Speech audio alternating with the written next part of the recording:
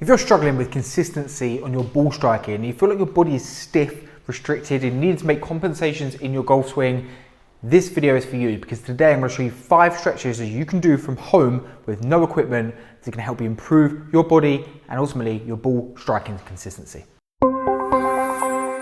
Welcome back to the Macro Golf YouTube channel. Today we're talking about ball striking, consistency of ball striking, and what effects your body is going to be having on your efficiency and consistency of your ball striking. And to do that, we're going to focus on a few main areas. We're going to talk specifically about the hips, about the torso, about the shoulders, and about the neck. And these are our key 4 main rotational areas of the golf swing. I've done previous videos on all of these areas on how to specifically fix pain or restriction in these areas. But today what I'm going to show you is one stretch for each of these areas and an extra bonus stretch as well that's going to help improve the mobility and flexibility in these areas that are going to link back to your consistency of ball striking. And the reason these 4 areas are so important is that we know that having restriction in these areas will always have some kind of compensation. For example, if we've got restriction in our ability to internally and externally rotate from the hips, we sometimes see some kind of sideways movement, we see some kind of bailing out to one direction, or we just see the hips not really doing a lot, and then therefore areas like the torso and the arms then need to work harder in the golf swing, which we know if the arms are working harder in the golf swing, it's going to be a little bit less consistent. In terms of our torso, we see a lack of a torso turn sometimes leads to a bit of a flatter shoulder angle, sometimes leads to a little bit of an extension in the backswing, or sometimes leads to a stalling of turn and increasing lift of the arms, all of which are going to affect quality of ball striking. Similarly with the shoulders as well, lack of rotation through the shoulder. Sometimes we see steeper shoulder angles, sometimes we see a loss of spine angle through backswing, all again linking to the same issue of ball striking consistency. And we see the same thing in the neck as well. It's important actually that we can get good rotation in the neck as the shoulders rotate under the neck. And if we don't have good rotation through the neck, sometimes we see a drift off, a lift up of the head, a dropping of posture, and many other things that are going to affect basically consistency of low point and also consistency of ball striking. So with all this considered, we're going to see a stretch for the hips, a stretch for the torso, a stretch for the shoulders, and a stretch for the neck, and then one bonus stretch, so wait to the end for that. It's going to help tie all this together, improve your sequencing and ball striking all in one. So the first area we're going to work on is going to be the hips. Now in the golf swing, it's really important that we have sufficient internal and external rotation in both the lead and trail hip. And this simple exercise can be suitable for all of you watching this video. Is going to be a really easy way for you to start to work on and test at the same time the internal rotation both in your lead tail and trail side. So we're not going to need any equipment, we're just going to need somewhere comfortable to sit down. I'm just going to take you through this test and show you also a slightly kind of more advanced version of this as well, but I'll show you the starting point. So we're just going to come down to a seated position. We have our hands down behind us to support the back. Now what we're going to do from here is start working our hips both through internal and external rotation. So with my feet down on the ground, I can just start to work the legs down one way. So I'm dropping my left knee down to the ground, right knee down towards the left ankle, and I'm going to do the same the other way. And what I'm interested to see here is 1, can I get into a full position with both legs laying flat on the ground? And 2, is there any difference between the left and right side? So for some of you, you might drop down, you might say, oh, that's as far as I can go this way, but then the other way, you can go really far. So what we're interested in is, as we're on this side, as this left leg drops out, this is going to be our external rotation of that leg, and as my right leg drops in, this is going to be my internal rotation of my right leg. So for me here, as a right-handed golfer, this would actually mimic my backswing. So it looks like my hips have rotated around to the left, which would be more like my downswing. What I'm into a position here is I'm into internal rotation on my right side and external rotation on my left side. So if I was limited this way, for example, if my right leg could only get to here, that would show me that I had a limited internal rotation of my right hip, which may be limiting my ability to rotate my hips in the backswing. As I then rotated around to the other side, again, as a right-handed golfer, this is looking more at my downswing. So I'm looking at my external rotation in my right side and my internal rotation in this left side. And this would be mimicking the downswing position. So if I was limited here, maybe this left hip only got to here. This would show me that I was lacking a little bit of internal rotation in this left side, and it might affect my ability to rotate my hips through the downswing and through impact. So what we can do as an exercise here is take ourselves through full range. And we might find that if we are a little bit restricted as we start, this might start to loosen off. It can be used as a golf warm-up, but also it can be used as an exercise as a warm-up for a strength training, or also it can just be added into a daily routine of opening our hips in both directions. If we're starting to feel like that's too easy and that's no problem for us, we can do the same with the hands off the ground. And here we just need to work a little bit harder to get into a better rotated position with the torso upright. So it's much harder to be done with hands off the ground, but if you feel like you can do it with hands down, lift the hands up and try and work both on the left and right side, internal and external rotation. So moving up the chain, we're now going to start to think about the torso, and that's a really, really important part of the golf swing, our ability to rotate through the chest and through the middle part of the spine. But it's also really important that we can tilt side to side and also extend and flex. And actually what we see in the golf swing, when we come into our backswing position, we rotate, we tilt, and we extend to get into this full backswing position.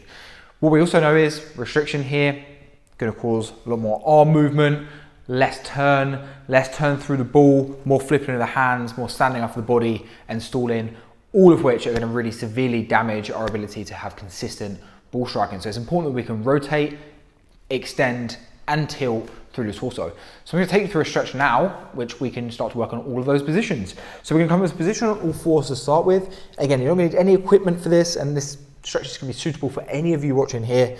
Into a position on all fours. If your knees are sensitive, just pad out the knees.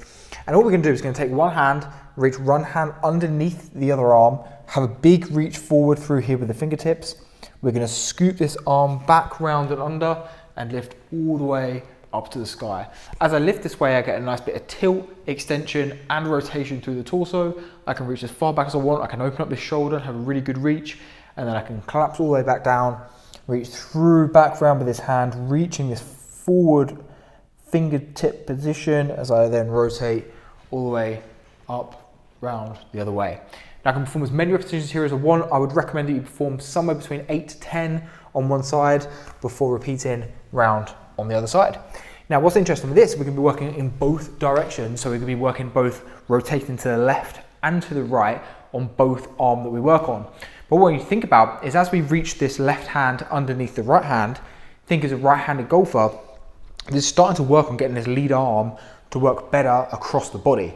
So not only are we starting to improve rotation, we're also starting to improve arm position, and we know that a lot of good connection from lead arm to chest and reaching across the body and extension through this lead shoulder is a much more consistent position for us in terms of ball striking.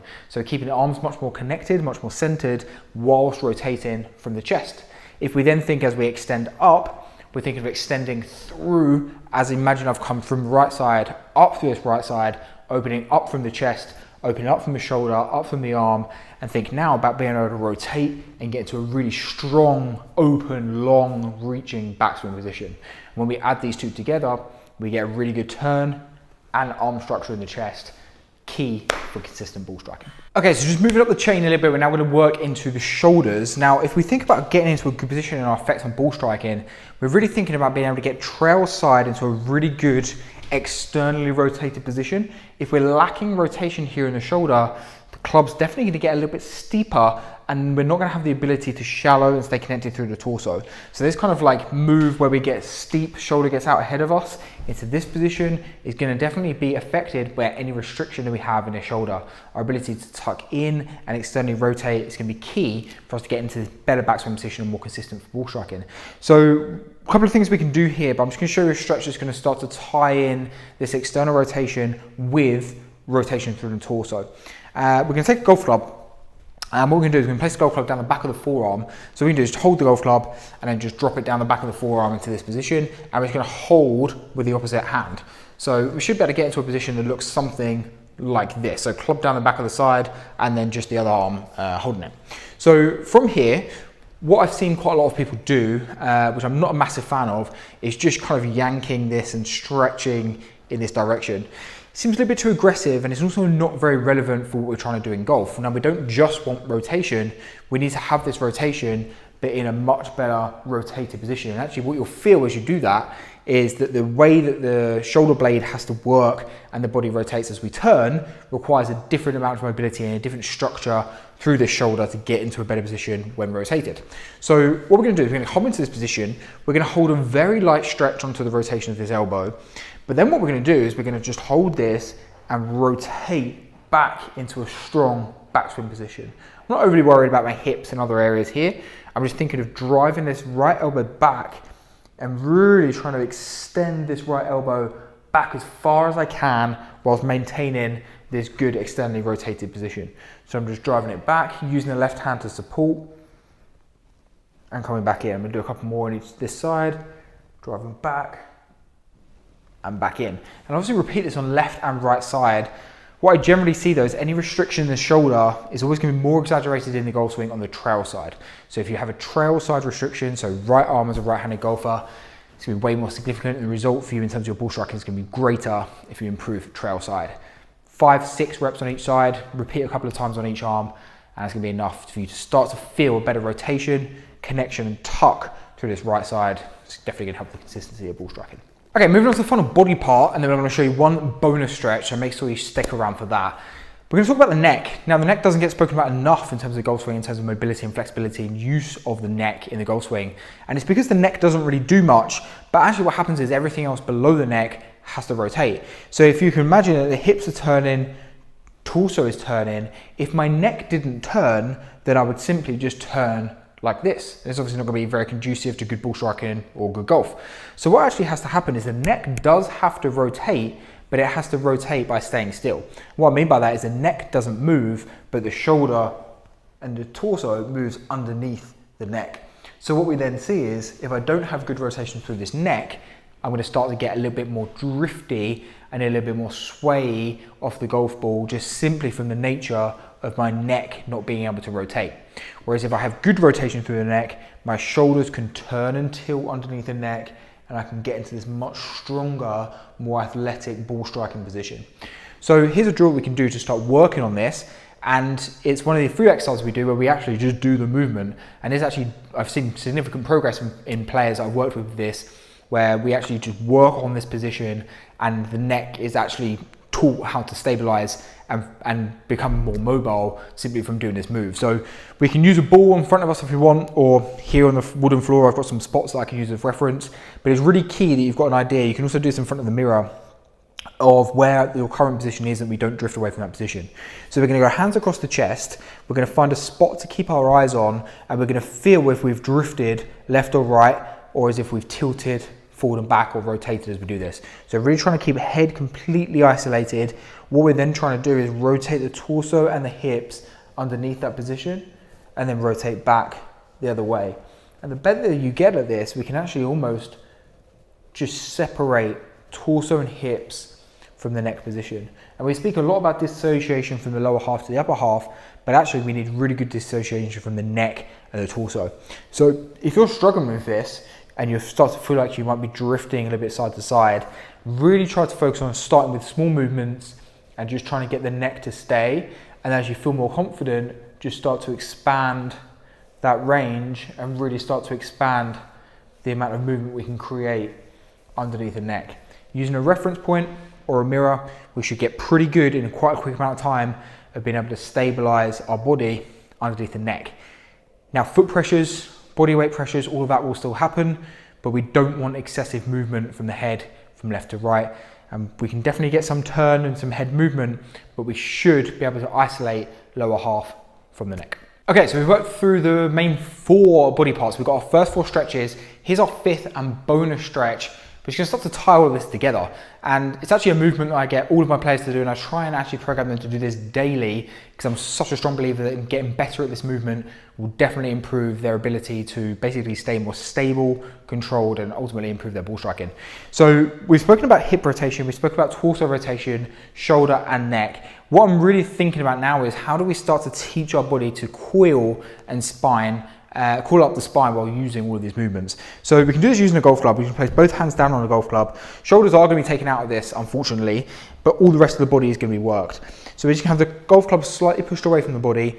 Now I'm going to use the same key we just learnt with the neck. Neck's not going to move, but what I'm now going to start to do is lock the shoulders in and rotate my hips underneath my torso. So I'm really trying to just isolate hips from torso using my core muscles here as I go. I'm just trying to rotate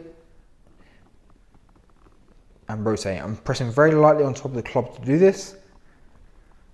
And you'll see the rotation from the chest is limited and all of the movement is coming from the hips. So why is this important? Well, if we think when we get to the top of our backswing, best players in the world, we've tested this, the best players in the world initiate the downswing through the hips, and they work from hips, torso, arm and club. So it's really important for our consistency of ball striking, no matter what our golf swing looks like, that we can sequence in hips, torso, arms, club, and get this whipping sensation of hips, torso, arms, club. And what we know is when this sequence gets messed up, that's when we start to get issues with ball striking and sequencing. So we're really trying to teach ourselves that from the top, we can get hips to start to work first and separate from the torso. We've already spoken about the torso separating from the neck, and we've already spoken about how much coil we can produce. Now with this final movement, this final stretch, we can start to work on the sequencing of hips, torso, arms and club. So placing the club down to the ground, I'll show you again from this side. We're trying to just pull the hip away from the torso, pull the hip away from the torso. And you'll feel this work through our hip rotation. You'll feel it work through the core section where a lot of this work is being done in terms of strength movements. But you'll also feel that as I pull my hips this way, I'm actually getting separation through the torso, through this kind of cross train, and I'm actually going to get some work done on the torso as well at the same time. So by combining hip mobility, torso mobility, shoulder mobility, neck mobility, and the ability to disassociate all of those segments, give ourselves the best opportunity of producing a golf swing that's going to be way more consistent in ball striking. So there we have our 5 stretches for increasing your consistency of ball striking. Remember, we still need to implement these to the golf swing. That's a whole another area that we can talk about. If you've got any questions on how to start to implement these stretches into your current routine, or how to show this new improved mobility in your golf swing, drop me a comment below or send me a message and I'm happy to send you more information on that. In terms of incorporating these stretches into your routine, you can do these daily. You can go through all these 5 stretches each day. They're not going to interfere with your current routines in terms of workouts, stretching or golf, and they shouldn't take up too much time. In 10 minutes, you should be able to cover all 5 of these stretches in a short daily routine. Thank you for watching this video. Please share this video with anyone who wants to improve their ball striking. That really helps me out with the channel. It also helps me out if you hit subscribe and like this video as well. Helps me be able to create more videos like this because I know these are the type of videos that you guys want. But until then guys, I'll see you in the next video.